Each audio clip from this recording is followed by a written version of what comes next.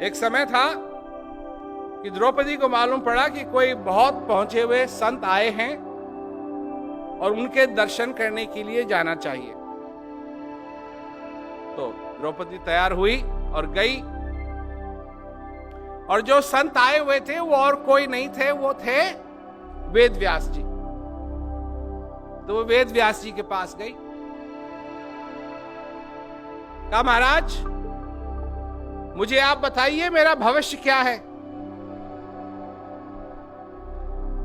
तो वेद व्यास जी हंसते हैं, उससे कहते हैं मेरे को मालूम है तेरा भविष्य क्या है। तेरी वजह से करोड़ों लोग मरेंगे, तेरी वजह से खून की नदियां बहेंगी।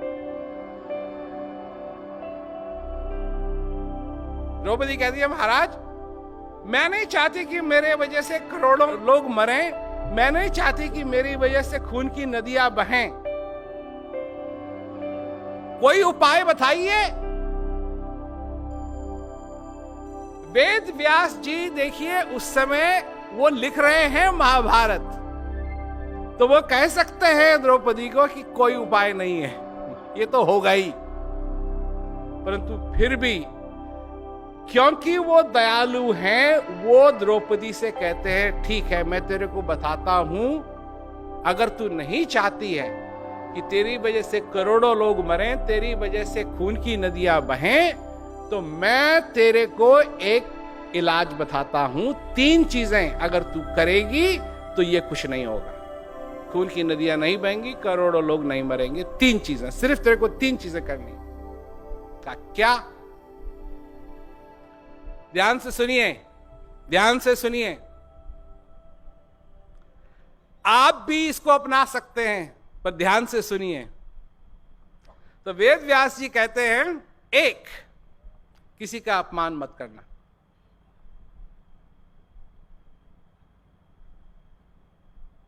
किसी का अपमान मत करना। और अगर कोई तेरा अपमान करे तो गुस्सा मत होना। सुन रहे हो ना भाई बात? 1, किसी का अपमान नहीं करना। दूसरा, अगर कोई तुम्हारा अपमान करे तो गुस्सा मत होना।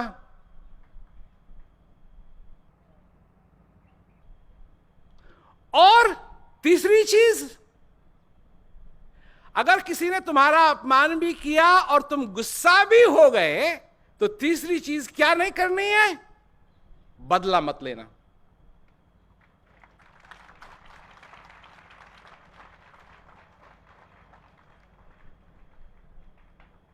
ये 3 चीज अगर तू करेगी द्रौपदी, तो तेरे कारण कोई नहीं मरेगा, तेरे कारण कोई खून की नदियां नहीं बहेंगी।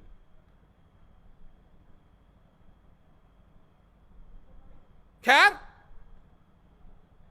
महाभारत की कथा सुनी होगी भैया, वो कथा नहीं है ये महाभारत तो अब हो रही है।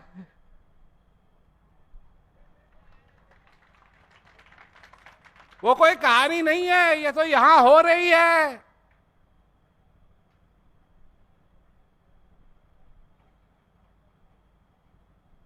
और तुम हो, तुम पे निर्भर है, तुम पे निर्भर है। वो सिर्फ कहानी नहीं है, वो तो असली चीज है। और इस कहानी के बीच में अगर तुम 3 चीज कर सके,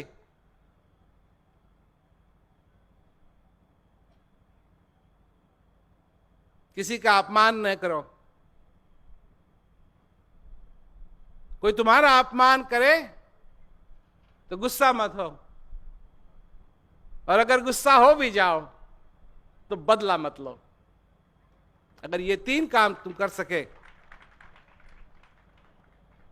तो ये दूसरी महाभारत बनेगी, जिसमें लड़ाई नहीं है, सिर्फ ज्ञान है, जिसमें आनंद है, जिसमें सब लोग मिल के रहते हैं।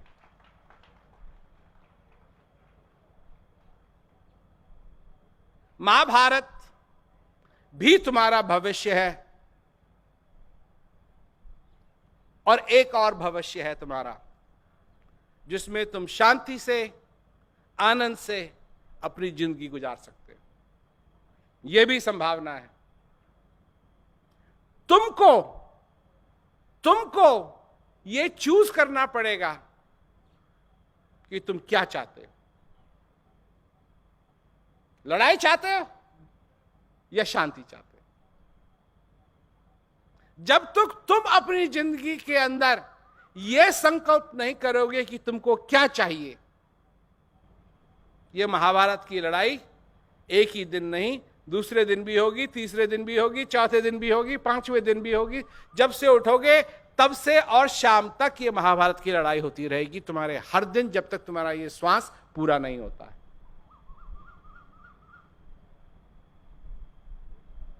3 चीजें, पर ये वही कर सकता है, ये वही कर सकता है जिसकी बुझाव में नहीं, जो अपने आत्म बल को समझता है। एक बल ये है, एक बल ये है और एक बल अंदर का है। ये बल तो तुम उठक बैठक करके बना सकते हो, परंतु फिर भी एक ऐसा समय आएगा कि ये बल तुम्हारा काम नहीं करेगा। परंतु अंदर का जो बल है, आत्मा का जो बल है, अगर उसमें तुम ताकतवर हो तो वो ऐसा बल है कि तुमको बलवान बनाएगा। कब तक? जब तक तुम आखिरी श्वास नहीं ले लेते। वो है असली बल, वो है असली बल। मैं कहता हूं उस बल में बलवान बनो। वो जिस बली के पास वो बल है, वो नफरत के बाण नहीं चलाता है, वो दया के बाण चलाता है।